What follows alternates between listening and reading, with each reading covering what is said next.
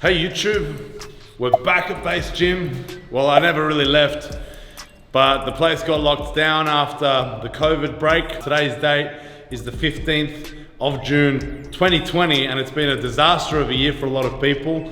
And 2 days ago in Sydney, the Prime Minister allowed for gyms to be back open again. So we're back, and I'm gonna be trying to produce as much great content for you guys. To help you learn about training, I'm going to show you what goes behind my training as usual and give you a few tips along the way. Today I'm going to be training upper body because it's Monday. We all know it's International Chest Day. So actually it's going to be a little bit different for me. I am starting the session with bench press, but then I'm going to reintroduce the log. I did it about 2 or 3 weeks ago and I hurt my shoulder. I log pressed 165 kilograms on my second session back after about 18 months, so it's probably a little bit too heavy for that session. Today I'm not going to go as heavy. I'm going to have a play around with the technique, get it right so that when I do reintroduce some good weight, I don't hurt myself. But I'm going to be starting my session like all of my sessions with a lot of activations and warm-ups. Why don't you check it out? The first thing I already did one set, but I'm going to do another set now. This is called a lock lat pull. So I'll go a little bit heavier than the set before. It's not too heavy. We're taking the lat through. This is Andrew Locke. He's one of the best rehabilitation specialists in the game. Taught me this exercise as a lat activation. It's very important to activate your lats before a pressing session. It stabilizes this bone here. It's a humerus. And the function of the lats is extension, adduction, and also side flexion. So we're getting 3 of the main movements in this one exercise.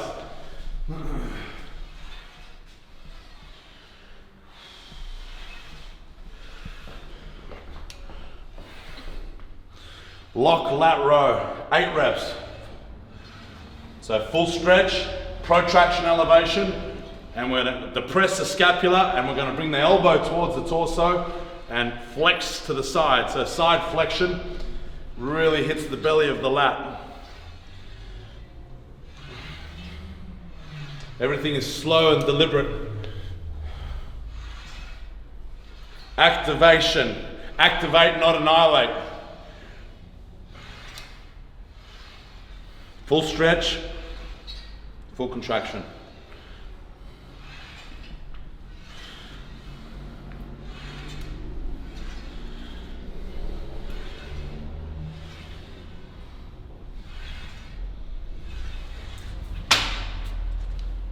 Excellent lat exercise, great for people with shoulder pain that don't have a great connection with their lats. It's an excellent way to teach the body how to feel the lats. A lot of the times when I'm teaching myself how to use these movements, I think about, it's a common term in bodybuilding, it's called mind-muscle connection. It's feeling the muscle contract to overcome the weight. A lot of strength athletes, they don't really think about it that way. They think about movements as moving a weight from A to B. With bodybuilding and feeling muscles, it's very good to think of internal cues. So thinking about the feeling of the lat contracting, that's what I'm going for. So a lot of these exercises, I even close my eyes when I'm doing it because I don't need to see it, I need to feel it. Okay, so this exercise also taught to me by Andrew. I'll refer to his name a lot. He's someone that I work a lot with. And I don't need to use other techniques because this is the stuff that works. So this is the anti-row, the anti-bench. So I'm holding the barbell in the same position that I'll be holding the lat pull down handle, in the same position that I'll be holding a barbell and a bench press. And instead of pushing, I'm pulling in the exact same angle. And this is great for rear delts.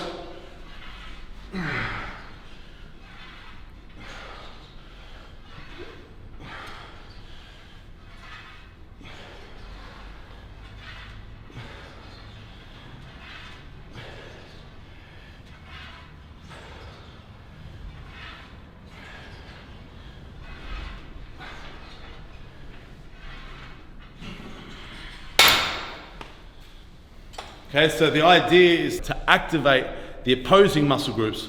Of course, we know for a bench press, the big pushing muscles are the pecs, the delts, the triceps. So right now I'm doing the opposing muscle groups. That's a great way to start to get the body warm. I'm gonna do one more set of that. We'll go straight in because I don't need a lot of time to recover for this. It's high volume, really low weight, and just thinking about the muscles that we're trying to activate. So think of the upper back muscles, so rear delts, the back of the shoulder, and also the middle back muscles, which is the rhomboids.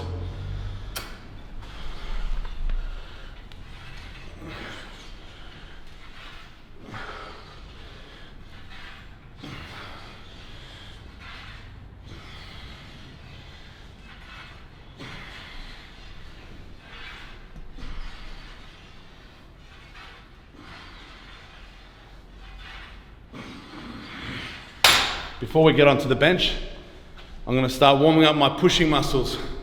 I used to start with just an empty bar. Now I like to start here with my first plate on the bar, which is going to be a red plate, so that'll be 70 kilograms. And I don't want to start just on 70 kilograms. I'm going to start on even lighter than that. Come and check it out. 15 kilogram dumbbells. Yeah. In a bench press, I'm going to arch and shorten the range of motion. With the dumbbell, I get to take the joint through the fullest range of motion to get it nice and warm. Lots and lots of reps, really lightweight. I haven't even been counting, but I'm probably up to about 10. I'll be looking to get about 20 reps on this.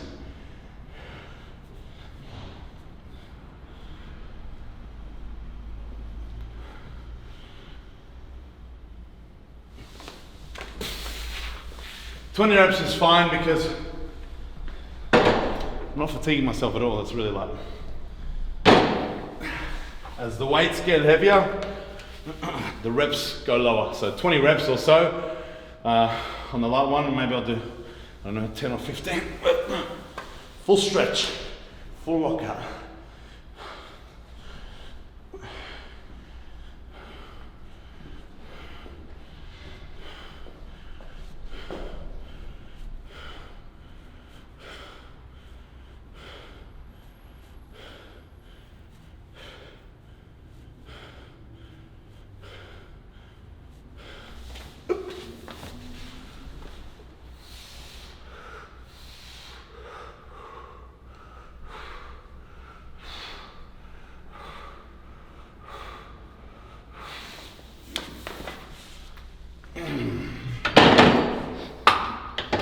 I hear a lot of people ask you about the grip, the way you grip the dumbbells. The way I grip my dumbbells. So I use a neutral grip for the dumbbells, and I choose that grip whenever I use the dumbbell because the way that I see it, I do about 50% of my work is with a barbell and 50% of my work is with dumbbells. So the barbell, I don't have the option to change where my hands go. It's a pronated grip only. So what I want to do with my dumbbells is utilize as much variation as possible with my movement. So I don't see the point of doing so much pronated work with the barbell just so that I can come and do my variation work with the exact same grip when I have a choice to go neutral. So there's number one, is variation. Number two, even with the barbell, one of the cues that's taught is to pull the bar apart or bend the bar. What we're asking for is external rotation of this bone, because externally rotating that bone tucks the elbows, and in the full stretch position where the barbell's on the chest, the neutral hand position, externally rotated humerus, is where the shoulder is at its healthiest in the full stretch position. Not saying it's unhealthy to be pronated, it's just more comfortable to be neutral. So when we have the option to go neutral in the with the dumbbells, that's what I recommend. And for me, it's helped a lot. It's helped a hell of a lot. I'm all about shoulder health, not just shoulder strength. Shoulder health is shoulder strength. So I do my main work here with the barbell, usually on a pronated, and as much as possible when I get to do my accessory exercise with the dumbbell, I use as much variation as possible. So hope that answers your question. So how much did you weigh? So these are 2.5 kilograms. So this is the professional clips that they use in competition. And sometimes it makes it hard when you're adding up the numbers. You know, like usually most bodybuilders just do like one plate is 20 kilograms, 1.5 plates, so the half of the plate is a 10 kilograms. So one plate is 60 kilograms usually. But now I've got one plate with a clip is 75. So it gets confusing when you do the clips, but when you get used to using the clips, you create your whole new numbers with the clips. So I'll probably, my idea today is to do a moderate weight. I'm thinking of doing 180 kilograms for 2 sets of 5. I'm currently at about 200 kilograms for 5, so it's quite moderate.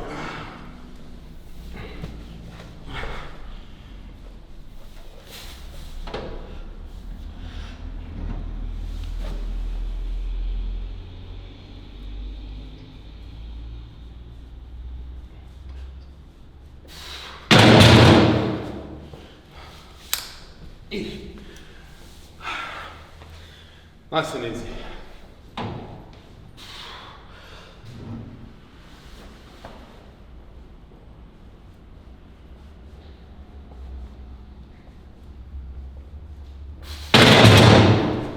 Nice.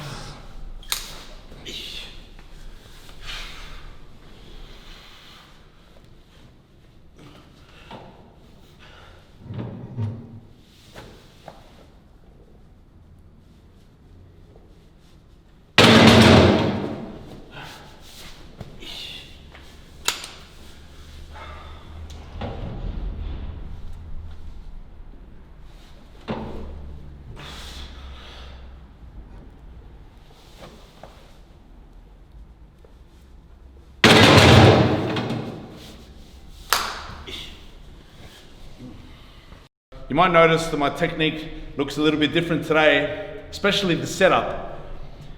Different to the tutorials that I've put out there before. And the reason is that I haven't changed my technique. It's the same technique. But what I have changed is that I train by myself now. I haven't had the option of having training partners during this lockdown period. So I had to learn how to unrack the weight for myself the safest way possible. Unracking a barbell is actually quite an uncomfortable thing and can cause injury. So what I'm doing is setting my feet up, so I'm pushing my hips all the way up in the air. So I'm essentially in a declined position when I unrack the weight. I don't want to be unracking it from back here and dragging it over. I'm not strong enough. Like as the weight's getting heavier, it's like doing a pullover with, this is going to be 175 kilograms. I'm not strong enough. So I set myself up when I drive my hips in the air, I'm essentially pressing it in the same position.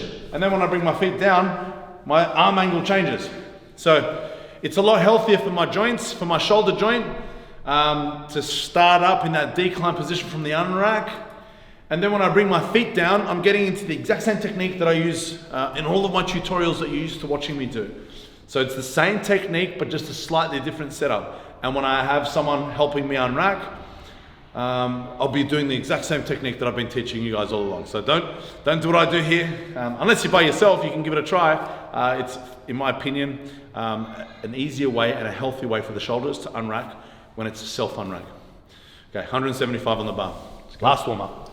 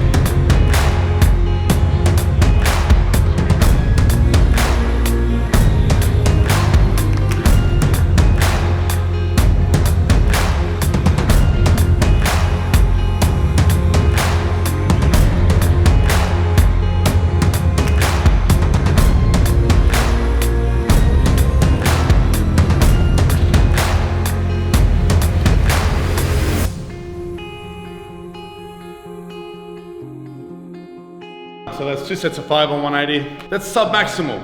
It's a weight that I respect, and actually only doing less than what I am capable of isn't gonna make me weaker either. I know that it's little bit more than a kind of like deload weight. So it's a weight that I need to absolutely respect. My best on that, which I did recently, was 10 reps. And I feel like strong enough to do that as well just now. But just because you can do something doesn't mean you should. So that's a great warm up for me for what my goal was today, which is log press. So that's not fatiguing me. That's making me feel good. Like I feel like I could very easily do 3 more sets and go even heavier. But instead of spending that energy there, I'm gonna spend my energy log pressing. So time to re-warm up a new movement. Let's do it. Check out the t-shirt. Check it out, check it out. So this is a grip, it's a strongman shirt. It's got, you can see, everyone sent me a message saying, what's that shirt, the clothing you have with all the armor that you're wearing? It's not armor, it's just a t-shirt, but it's got grippy rubber, plastic, whatever that material is, which I'll teach you why I need that for a log press. It helps it stick it to my chest as I'm rolling it up my body. When I just have a regular t-shirt, it gets slippery. So that's legal in comp as well, though? Yeah, it's legal in competition. They all wear stuff like this. Another technique as well is to use spray tacky, which is essentially like a glue. That's allowed.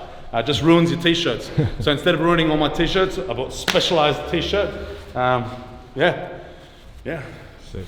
Sick. For me, for my overhead pressing, I've got pretty poor shoulder mobility. And actually having the elevated heel allows me to hold the log overhead and push my head through. So that's what I need to be focusing on. When I do barbell, I used to do a lot of flat soled lifting for my overhead pressing, and it's very hard for me to get my head through on the lockout. So with the elevated heels, it allows me to get a better position for that. So look at all the equipment, all the gear and no idea. So I got shin sleeves, so I don't bruise the shit out of my shins. I got knee sleeves to protect the joints, elbow sleeves, all of this shit, belts, etc.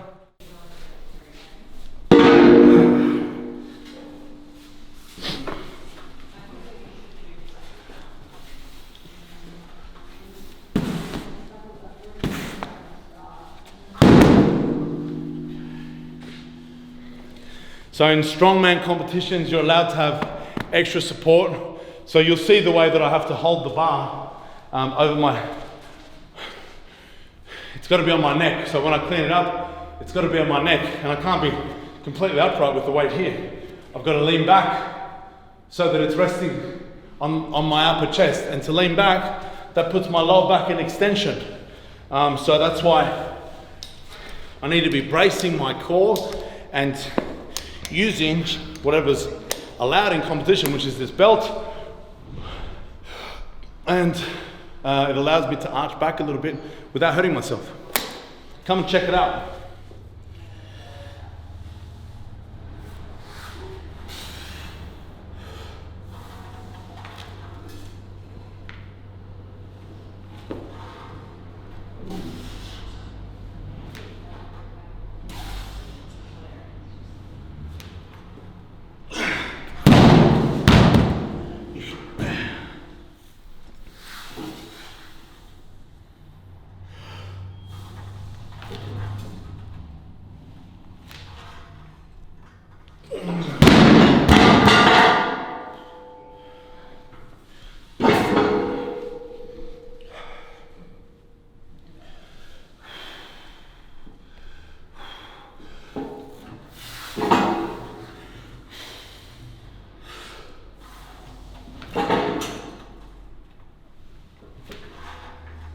Nice.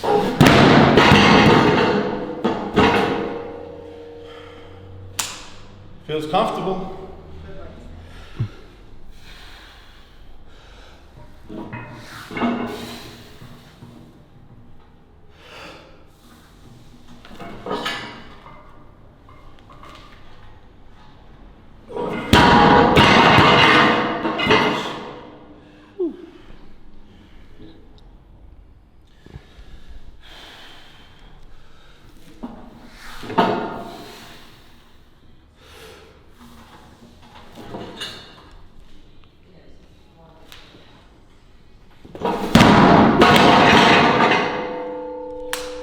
I've got a lot of amazing log pressers on my team. There's one in particular in Australia that's helping me a lot with technique. That's Rongo Keane. Obviously I work with a lot of other great log pressers. Hafthor, Graham Hicks, Luke Stoltman. These are all some of the names that are in my team, but I'm not really learning how to log press from these guys, and I don't teach them the technique of log press either. I teach them a lot about strategies with programming, with barbell work, with techniques. So that's my specialty, is the barbell work, which has a huge carryover for my strength athletes in other sports apart from powerlifting as well. But yeah, so this is an exercise. So a bench press is where I'm usually known for teaching people the techniques, and I'm pretty good with that technique. I've got a pretty good bench press. And the log press, my log press isn't bad, but it's definitely not one of those movements that I claim to be an expert at. Not yet anyway. I plan to be though, but right now, the techniques that you see me doing, I'm sure there's a lot of you out there that are going to pull it apart and say, no, you should have your feet here, your hands here. Trust me, I've got good guidance. So you don't have to tell me what I'm doing wrong. I've got great guidance. So Rongo Keane, I'm working very closely with him.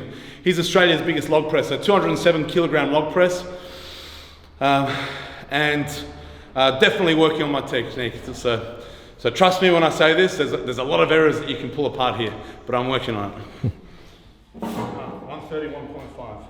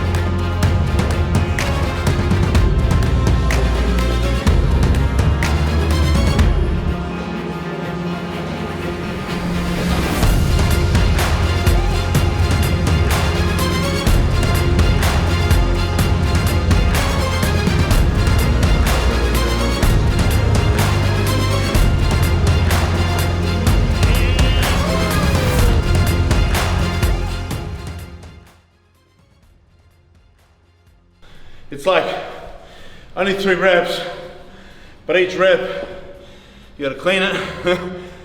And that's like a lot of energy just to clean it. Anyway, it's not like 3 reps of a bench where it's over in 5 seconds. Ooh. You gotta reset it each time too. Yeah. I'll need about 10 minutes rest. I'll do that again.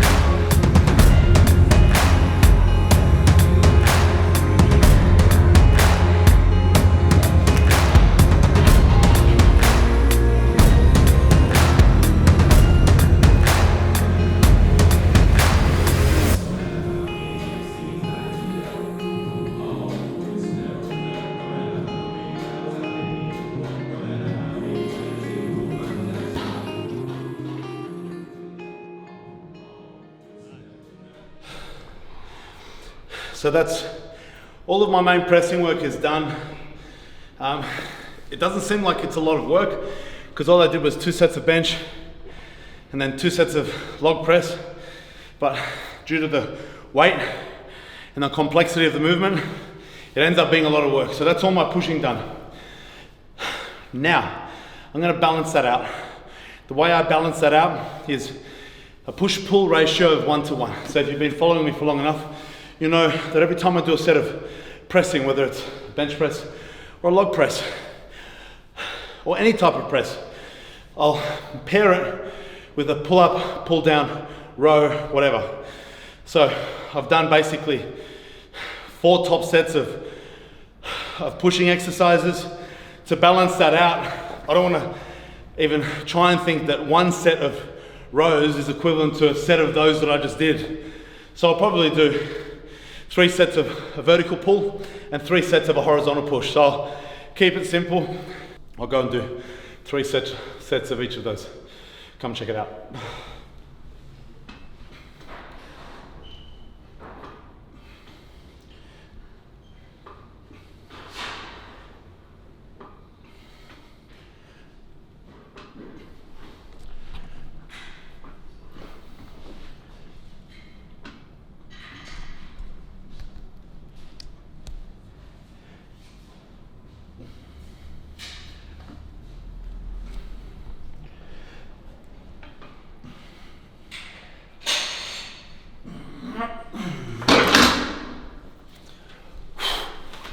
So that's 12 reps.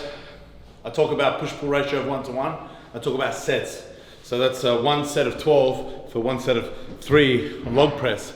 So it's like, it doesn't mean if I'm doing low rep set over there on the press that I need to do low rep set on the pull. An exercise like this or that pull down doesn't really make sense to do low reps with. The muscles that I'm trying to target, which is my upper back muscles, they develop a lot better with a higher rep range. The next thing I like to do, if you notice, I like to come to a complete stop in the fully contracted position. This is very specific to what I'm doing for my log press. So a technique with the log press, so I pick it up, put it on my lap. From this position here, I'm doing this row movement. I'm pulling that bar into my chest as hard as I can. When I stand, I'm not cleaning like you would in a weightlifting technique or a barbell. With a barbell, I'm keeping the log glued to my chest by using my upper back muscles, by squeezing it back as hard as I can. And then when I stand, it just stays with me the whole time. So those muscles, that's my upper back muscles. I need to get them really strong. So that's why I love this exercise. For upper back development, that's going to have a great carryover for my log. And the best way to do that is to really focus on that contracted position. So spend a lot of time there. Uphold, control down. So the biggest technical error that I see with pull downs, rows, anything like that is chopping movements. Chopping movements. Don't chop. Squeeze that weight. Squeeze that weight. Oh, I can feel it in my back. Just even imitating that movement. It's pumped up, full of blood. Wait a couple of minutes. Do another set.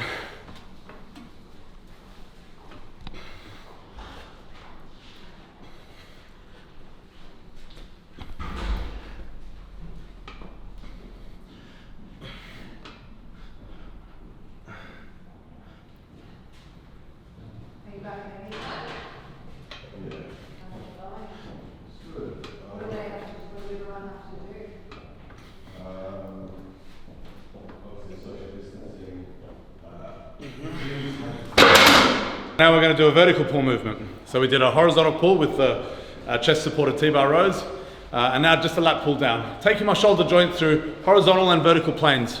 For the pull pattern, of course, I did the same thing with the push pattern. The bench press is horizontal push and the log press is a vertical push. So pairing multiple directions with the shoulder joint on push and pull is my favorite way of creating a healthy, structurally balanced shoulder. Again, I'm going to do high reps on this one. Just because I did low reps on my pushing doesn't mean I should do low reps and heavy weight on my pulling. It's not that type of exercise. The pulling movements, like the rows and pull downs, respond a lot better to higher reps.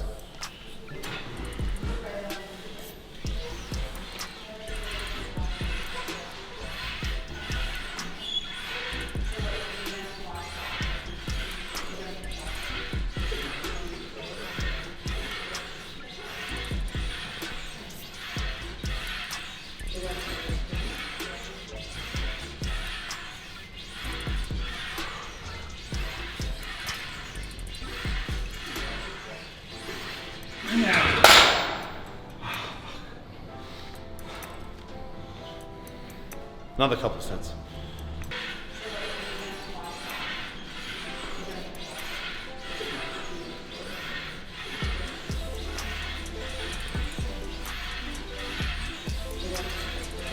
and that's Monday upper body session. I'm very happy with today's session. I didn't go as heavy as I could on everything, but it was still a very difficult session. It was perfectly structurally balanced in that I did the same amount of sets on my pulling as I did on my pushing. In fact, I did a few more sets for my pulling, which is always recommended. And that's all for today. Great start to the week. I'll train again in a couple of days. I hope you enjoyed the session. Click like, subscribe, ask whatever questions you like, and I'll try and answer them for the next session. Happy training, guys.